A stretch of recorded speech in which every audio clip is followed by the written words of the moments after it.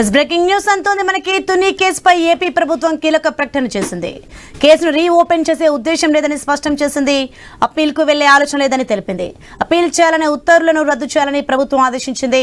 అలాగే ఏ స్థాయి ఆమోదంతో ఫైల్ నడిచింది అనే విషయంలో ప్రభుత్వం ఆరా తీయనుంది.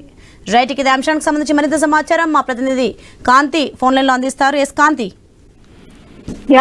తుని కేసును తిరగతోడే ఉద్దేశం లేదని ఏపీ ప్రభుత్వం తేల్చి చెప్పింది.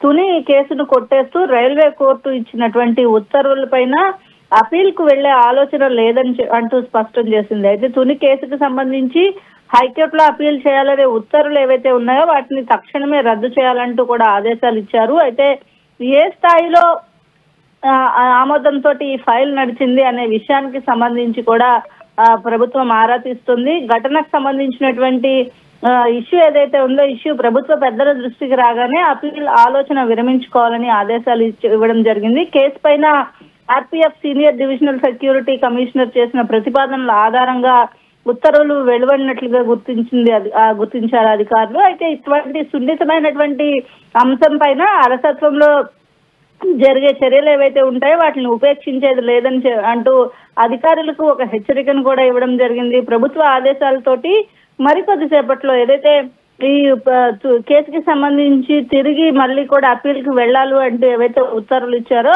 ఆ ఉత్తర్వుల్ని జీవోని కూడా రద్దు చేస్తూ ఉత్తర్వులు వచ్చే అవకాశం ఉంది. అయితే ఈ కేసుకు సంబంధించి అంటే అంతమంది చాలా సెన్సిటివ్ ఇష్యూ, దాంతో పాటుగా ఈ కేసుని కొట్టేస్తూ రైల్వే కోర్టు ఆల్రెడీ తీర్పు ఇవ్వడంతో ప్రభుత్వం దాన్ని మళ్ళీ బయటకు తీసుకురావాల్సిన అవసరం లేదు. ఖచ్చితంగా ఈ కేసుకు సంబంధించినటువంటి విషయంలో హైకోర్టులో అప్పీల్ చేయాలనే ఉత్తర్వులు ఏవైతే ఉన్నాయో వాటిని రద్దు చేస్తూ ప్రభుత్వం అయితే నిర్ణయం తీసుకుంది. సోని.